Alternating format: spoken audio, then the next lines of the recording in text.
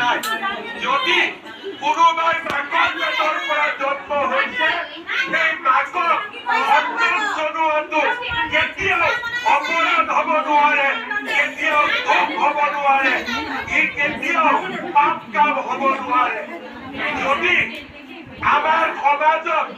মাতৃ জাতি নাথাকিলেহেঁতেন সমাজত যদি মা নাথাকিলেহেঁতেন এইখন সমাজত কোনো হিমন্ত বিশ্ব শৰ্মাৰো জন্ম নহলহেঁতেন যদি আজি আমি এইখন সমাজত এইখন পৃথিৱীত জন্ম লৈছো এই কাৰণে জন্ম লৈছো যে মোৰ এজনী মা আছিলে মোৰ এজনী মা আছে আৰু এই মাৰ কাৰণে আমি এই পৃথিৱীত জন্ম লৈছো আৰু মায়ে মোক 10 মাহ 10 দিন ধৰি গৰ্ভত ৰাখিছিল মায়ে মোক নিজৰ সকলো কষ্ট ত্যাগ কৰি মোক নিজৰ গাখীৰেৰে